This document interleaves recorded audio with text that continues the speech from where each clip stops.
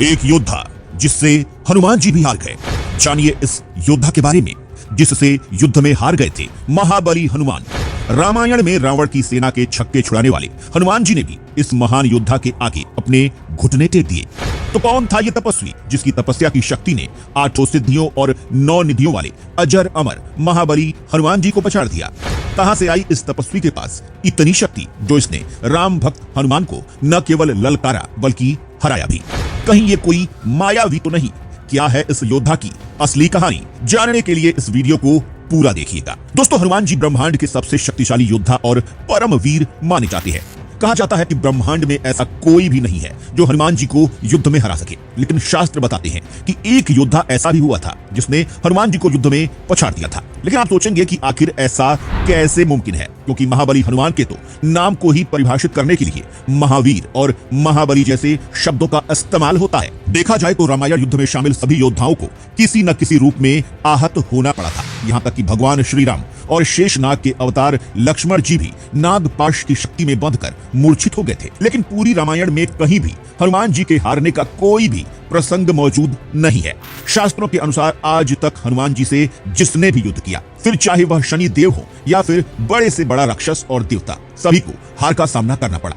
तो आखिर कहां से आया इतना शक्तिशाली योद्धा जिसने पवन पुत्र हनुमान जी को हरा दिया? तो दोस्तों, पौराणिक कथाओं के अनुसार हनुमान जी को हराने वाले योद्धा का नाम मच्छिंद्रनाथ था, जो कि एक महान तपस्वी और श्री राम के परम भक्त हुआ करते थे। त्रेता युग के समाप्त होने के बाद जब मच्छिंद्रनाथ श्री राम की भक्ति करते हुए रामेश्वरम में मौजूद राम सेतु के दर्शन के लिए पहुंचे, तो राम सेतु को देखकर मच्छिंद्रनाथ भावनाओं में बह गए और रामेश्वरम के पास नदी में स्नान करने लगे।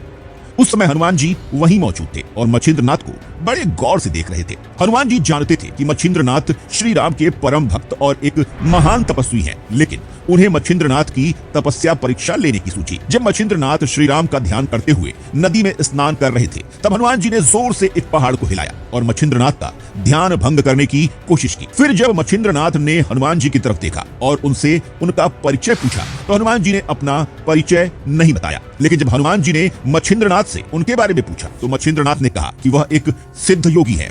यह सुनते ही हनुमान जी ने उनकी परीक्षा लेने के लिए उन्हें युद्ध के लिए ललकारा और कहा कि अगर वह युद्ध को जीत गए तो हनुमान जी उन्हें महान तपस्वी मान लेंगे। हालांकि मच्छिंद्रनाथ को हनुमान जी के बारे में और उनकी लीला के बारे में कुछ भी नहीं पता था और उन्होंने अपनी तपस्या को सिद्ध करने के लिए हनुमान जी के साथ श्री राम का नाम लेकर युद्ध शुरू कर दिया।